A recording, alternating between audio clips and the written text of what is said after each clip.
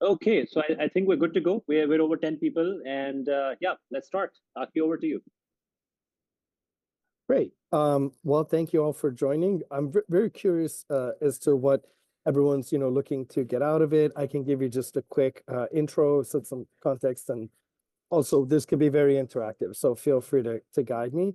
I've been in software pretty much my whole life from when I was 5 or whatever. I taught myself Perl at 13. That was my first real scripting language. And then, yes, I did management consulting, PE, VC. I was at a VC fund in Boston in 2011, looking at big data, NoSQL, so kind of this explosion of database technology, which, created some of the underpinnings for blockchain, of course. I also learned of Bitcoin in 2011. Regrettably, I didn't devote my life to it at that point.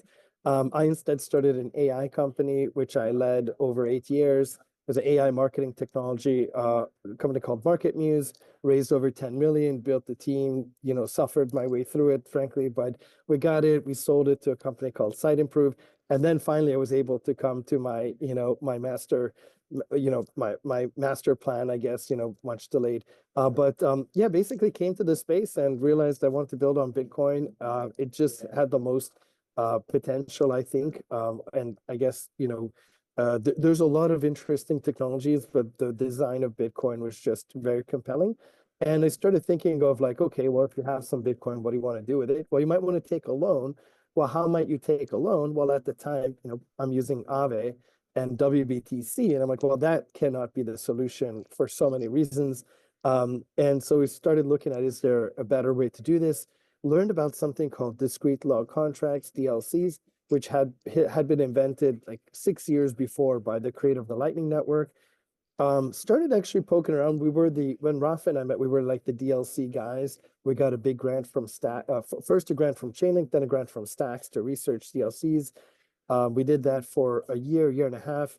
Ultimately ended up switching off of DLCs just because the custodian and wallet support wasn't there. DLCs never really got fully adopted by the community, but the design principles of using L1 to secure the asset that stuck with us. And so we actually pivoted somewhere along the line we launched our wrap Bitcoin product DLCBTC, and then later when we moved from DLCs, we actually moved to PSBTs with our kind of a unique design. We rebranded to iBTC, and the focus is to provide wrap Bitcoin services for various institutions. So we now run wrap Bitcoin for Ripple on XRPL, Canton, which is DRW's blockchain. And we're also on 7 EVM chains and soon launching on Starknet. But the goal is just we have a kind of a unique locking mechanism and to bring that to various chains to enable, DeFi on BTC. I guess I'll pause there. If there's Faizan or anyone, if you guys have a way to direct it, or I can just totally monologue for a little bit and maybe talk about what makes the iBTC different. I Yeah, think, absolutely. yeah, go ahead. Yeah, hi, Aki. Nice to meet you, by the way. Yeah, let's dive a bit deeper into this and let's talk about more of how iBTC is different from what you were doing previously. And yeah. Great, perfect. And, I guess disclaimer, this is not meant as an advertisement, so feel free to challenge me or, I'll try to call out other similar designs. What we liked about DLCs is it uses L1 to kind of lock the Bitcoin. I mean, obviously you can't quite lock it because it's a UTXO model, but basically with the DLC you can enter into like a bet. So Alice and Bob want to make some sort of bet. They each put up BTC and they trade signatures with a third party, an Oracle, and it sort of creates this like escrow, although we avoid the term escrow because escrow in the financial world means a third party holding it. Here, the chain itself and the cryptographic signature is secured. But we like the idea of using L1 as the place to secure the signatures, because if you want to trade BTC or you believe you're long BTC, you're probably doing it because of the security guarantee. And as soon as you want to bridge it to another chain, then you have the bridging mechanism And so just conceptually, the idea of using L1 to secure it just always made sense. And it also doesn't require any kind of new technology like BitVM or drive chains or something that has yet to be, in large scale implemented. So that's sort of the core idea. But then the first question is, well, if I mint some, iBTC and then I like lose my keys or I trade it and I can't get it back, like how could I redeem it? And so we realized that this should not be a retail product because retail cannot, they don't have the kind of software set up. If we have a bunch of anonymous people kind of locking it, let's say locking it with themselves to simplify the mechanism, and then producing this wrapped Bitcoin, then if they lose, even just they lose their keys, it's just going to always be a redemption gap. So we realized that actually the institutions, they're the ones who are going to use this mechanism. And for that, we actually borrowed from the WBTC model, where not everybody knows this, but WBTC can only be produced by about 25 companies, which are whitelisted as quote unquote merchants. And these merchants are like Falcon X and Cumberland and stuff. And so they have this they have BitGo custody accounts, they get whitelisted by the DAO. There's like a set of requirements that they have to meet. And so with ours too, we realized, well, actually, we need a merchant program. And so we started onboarding those same companies, typically market makers. Now, at this point, we have Flowdesk, KeyRock, et cetera. And so, we realized that this is going to be like a institutional backed wrapped BTC. But the difference between WBTC is they only have one backer, they have BitGlobal. So all the assets are held by BitGlobal, custodied by BitGo. In our system, each merchant custodies their own assets. So if there's a failure in one merchant, it's not going to take the whole system down. Similar to the USDC kind of tether versus tether model. So we realized from a design standpoint, that would be great.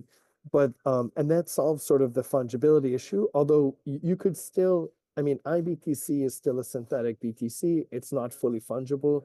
If KeyRock mints some and KeyRock goes bankrupt, then for some amount of time, they cannot process redemptions.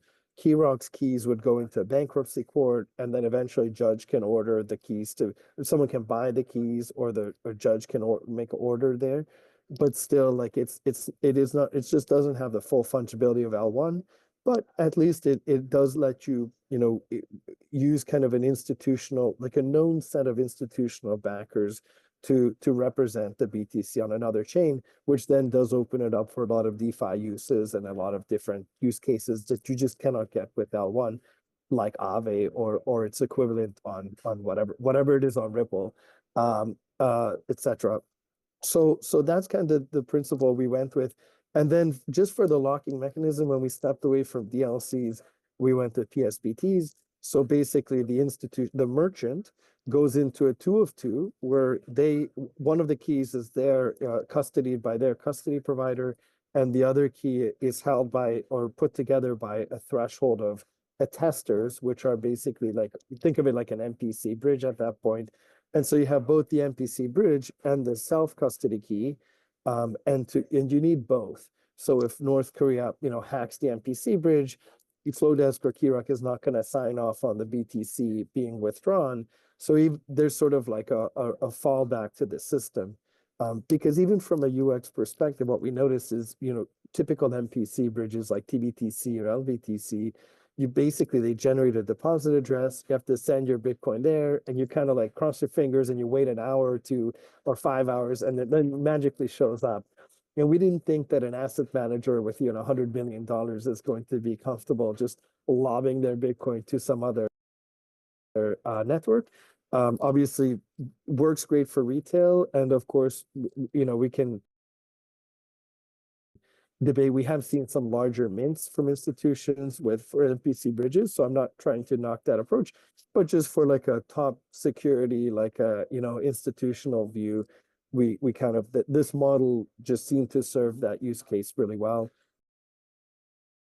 And so that's basically what we've been doing. So we kind of the state of the system today, we have 15 node operators. We run one node, and the other 14 are run by the largest node operators in the world, like Everstake, P2P, et cetera. OKX runs a node, et cetera. So you have these large node operators, they are very unlikely to collude. They need a 10 of 15 threshold. So you would need 10 of them to collude, to kind of conspire to steal. But even if they would, then you still need the merchant to also sign off. So the 10 node operators would have to collude or be hacked and conspire with the merchant. And even in that case, the merchant couldn't withdraw the other merchant's funds, only their own. So it's just kind of creates this system that does seem like it has some comfort. Where we are with most of our work actually ends up being building into custodians. So at first we launched on Ledger, but Ledger is single signer, so it's not really great for large deposits. Then we went to Fortify and Defense, DFNS wallet. So those are great MPC solutions. Some of those can already plug into some qualified custody, but we're in the process of plugging into just more qualified custodians like Anchorage, BitGo, Copper, etc. And so that's still a work in progress. Pardon me. I've been having a cold for 2 months, so it's just like a never ending. Yeah, basically, once we build our minting app into these environments, into more and more custodians, then it's going to be available. Because one thing we noticed is that these institutions, they may want to use BitGo or Coinbase, but they might also want to use Anchorage HSM. And so that just gives them more selection as well. So yeah, I would say we're still kind of rolling out the system. It's taking a while. It takes a few years, but once it's up and running, and already the MPC wallets are already like a good start. So we have some smaller flows, and we're going to be seeing larger flows later this year. Wow, wow, this is super nice to hear about all of the institutional side of things, because a lot of times we just get to focus on the retail side of things and like end customers and the petty problems that people who are getting, you know, on ramp they have. So I think this makes like a very different, very nice difference of flavor. Aki, I have like a very dumb question, but I would like to know what's the journey of a blockchain to get you know, integrated with your platform. So let's say if there is a blockchain like Sui and they want to get on board the iBTC platform, what are like high level steps that they would need to start working with you guys? Yeah. So if it's an EVM chain, super easy. We ask all of our testers, which are already very large, but we ask them to just run a node of that chain, which is, you know, usually they already have it running. And then there we just need one market maker or one merchant that will produce some iBTC to that chain. Usually that's actually the harder part, because that means there has to be a business case. So there has to be some sort of trading volume or like a pool they want to fund. Then it's kind of a discussion of like, okay, well, you're going to have iBTC, but what's the other asset in a DEX pool? You know, who are you going to pair off with? You know, why do you want iBTC? For that reason, we haven't really launched on Bitcoin L2s, because all the L2s have a bridge mechanism. So like, why do you need another one? All we can say is we have an institutional model, but you know, typically their sales teams are already talking to institutions about just bridging using their primary. So anyway, so for EVM, it's pretty simple. For non-EVM, like for example, we're just finishing Starknet. We just have to implement our mint and burn contract on Starknet, which is in Cairo language. So we have to, you know, build it on different language. And sometimes we do that in-house. Sometimes we work with external partners such as Tintash potentially. So that's definitely a way we could collaborate if those were to come up. And then the other thing, which is just we have to find the first merchant to produce something. So for that reason, for example, we've been talking to Solana for almost 2 years, but we've never actually launched on Solana because they haven't identified an institution that wants to do, you know, Bitcoin Fi there. But that's, you know, we're always open to getting pitches from different chains. There's some other things like, do they support Chainlink? That's a nice to have, not a need to have. So there's some other things, but those are kind of the main two pieces. Rafa, you got a question? Yes. I hope you can hear me well. Yeah, just two quick questions. The first one is just if you mentioned that as opposed to the MPC model, institutional Bitcoiners wouldn't want to essentially, you mentioned something with the MPC model that you deposit and it appears right away on the other side.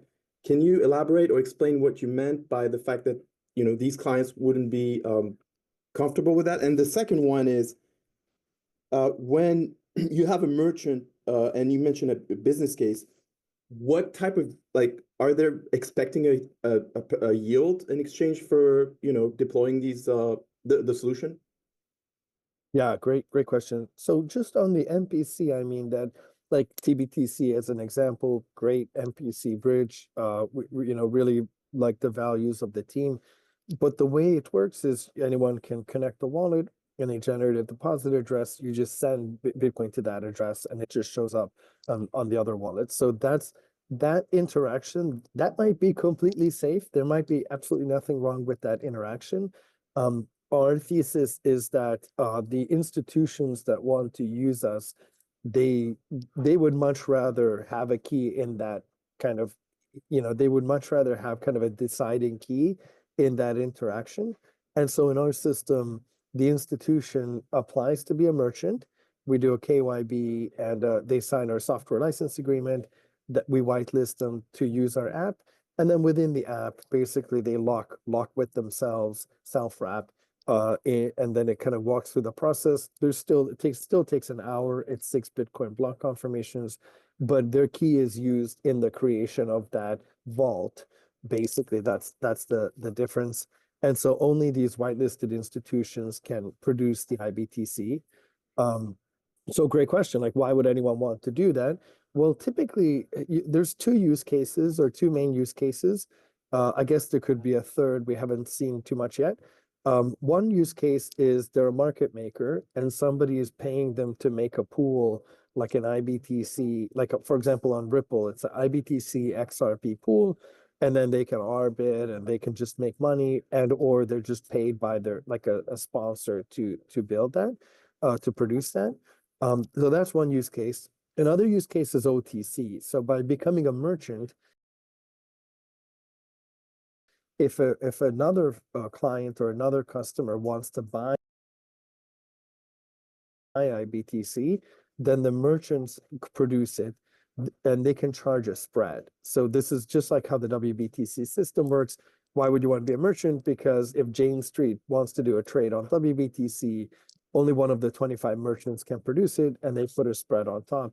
And you make the spread on the way in and you make the spread on the way out. So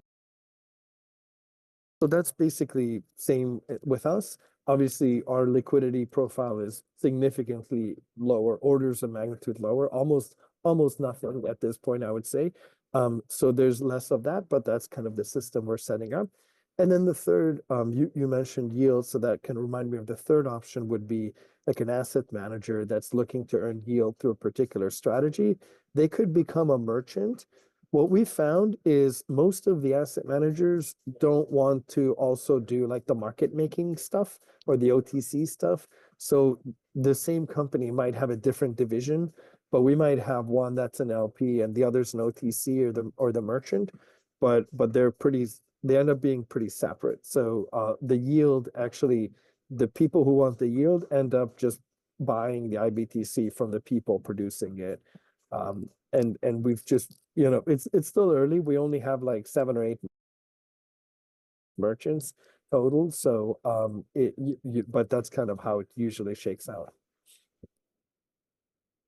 And just a follow-up question, like what's the typical price currently that you see in terms of you know, these iBTC being bought? What type of spread do you have? Just curious. Yeah, not great. Not great there because of the low liquidity. So on XRPL, I think we have like $300,000. It's very, very small, and so it's definitely a low liquidity environment. And then on EVM, I think on Arbitrum and on ETH, we have like 2 million each.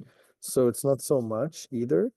Most of that's produced by Amber Group. On Canton, I think it's going to be. We're very excited about Canton because it's going to be our first big like foray. Canton had sort of a larger version of this problem. They just needed bridging in general. And while they were doing their vendor selection, they liked what our technology brings. So we're basically, and Canton is sort of a new blockchain. You need a lot of setup, like a lot of infrastructure. So we're more like a consulting provider, both the solution provider and the product technology provider there.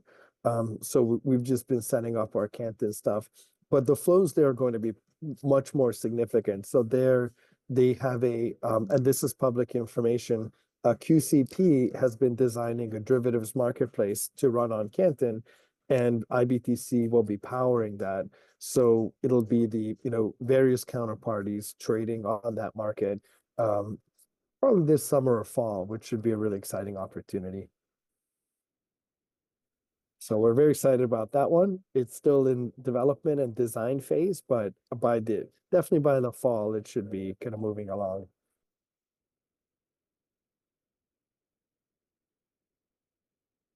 Yeah, I'd love to read more about this if you have like articles and so on. Sorry if I'm hijacking the floor, but this is very, very interesting to me. And you mentioned that bridging is not always a use case for some of these chains that already have solutions, but perhaps if it's very convenient, if it's very fast, it could be interesting, in my opinion. Yeah. At the end of the day, traders want something that just is fast and reliable, and you kind of know where it is, and you're not going to lose your money. So that's from just a usability standpoint. That's always what we're trying to work towards, despite all the kind of technical complexity I talked through in 23 minutes. Mohammed, over to you. So thank you, Aki, for the time and the talk.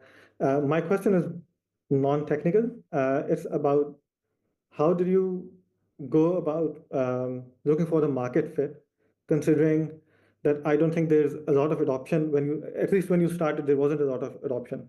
And the idea also seems fairly new pushing it on the L1. And so how did you go about your journey for finding the customer base that are willing to use this? And acceptance of customers or promised customers. What was the journey around that?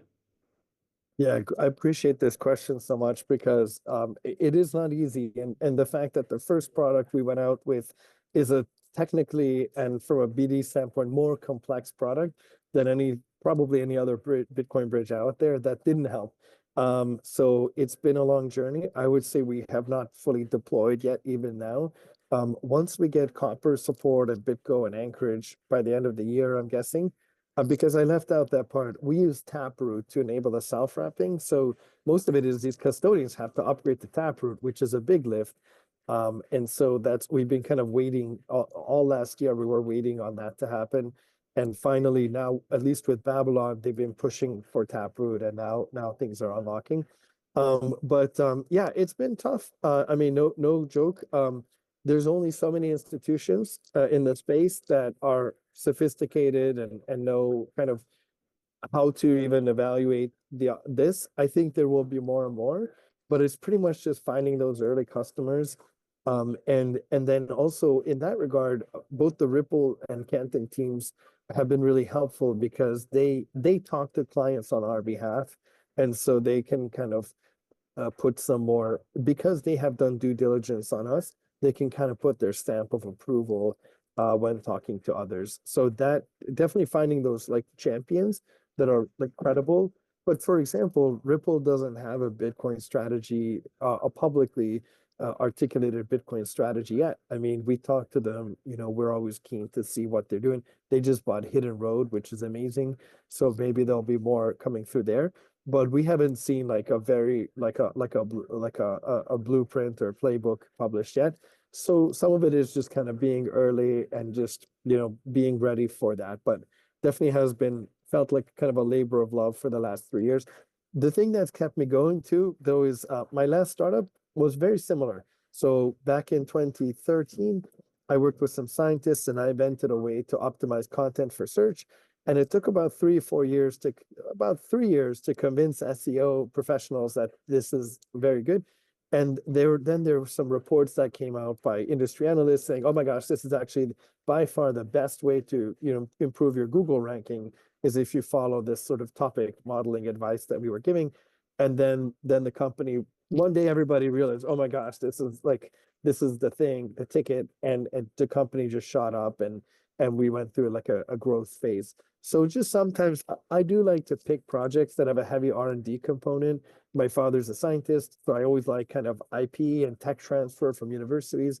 So that's kind of kept me going, that, I've seen this movie before. It does take a few years for the idea to sit in, but I think the core principles are solid, because Bitcoin is security. We're not going to have the security. Safety is not sexy. It's not the highest yields. We're never going to have the highest yields. In fact, iBTC has 0 yield. You have some points, which may or may not be worth something as a kind of, as a small incentive, but it's really just the safety, and safety becomes paramount either when you have already been hacked, or when you're just an asset manager and you have it in your kind of your DD checklist, your OPSEC checklist. So, but of course, dealing with these large institutions right off the bat, when we're nobody and have very little low credibility, that's been hard. So yeah, I would say both building out the technology and building out the credibility, and just kind of staying alive and keeping at it. It's yeah, the first 3-4 years always feel like this. Awesome. And kudos to the team for being that brave. Fingers crossed. Thank you. Thank you. Definitely. And yeah, sorry, go ahead. No, and I was just and keeping a low burn profile. So we don't do a lot of marketing, we don't do events, we don't splash money around. That's also helpful. And so, Aki, also would love to learn more about the sort of deeper motivation here. Do you foresee, or do you have this hunch that market is going to shift a certain way this year, or maybe in the coming year, and how that can potentially create that opportunity that you're building up to? Yeah, I think they are shifting now. We still don't see a lot of new players, but definitely moving, in a positive direction. I think that, what's the best wrap Bitcoin in the world? Most likely it'll be CBBTC, at least for the Western Hemisphere. I think they have just such an integrated set of offerings. So I think they're going to be great. But that's all for retail. And I think most of the people in, Web3 look at things with by default, the retail lens. Institutions are completely different. Institutions are not going to use CBBTC at scale, because you would need Coinbase custody, and you want to use Anchorage. Already that's a deal killer. Or Coinbase has a whatever US entity, you don't want to touch that. Or there could be any number of reasons why CBBTC is not a one-size-fits-all product. And so we've, always tried to stay consultative and kind of understand what the use case is. And I think that obviously we're always applying the same technology, but in different ways for different problems. And so, the one thing we try to focus on is just what does the customer need and how can we provide value? And maybe it'll take a long time, but we'll, build up over time. And it's just it's just a B2B play, and it's just, feels like a B2B play.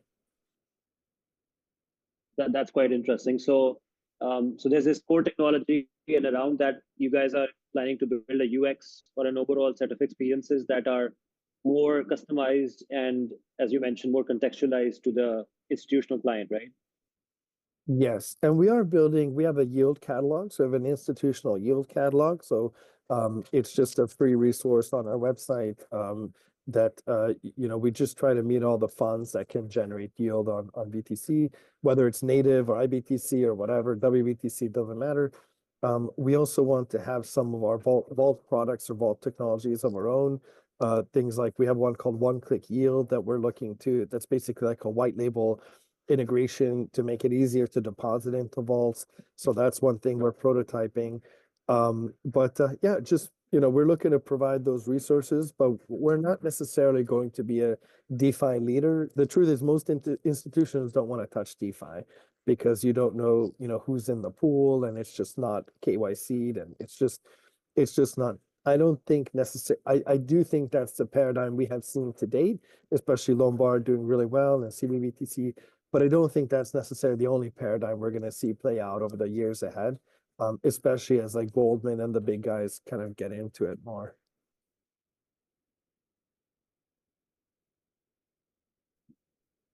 Right. I would like to ask if anybody else has any more questions. Yes, Rabah, please go ahead.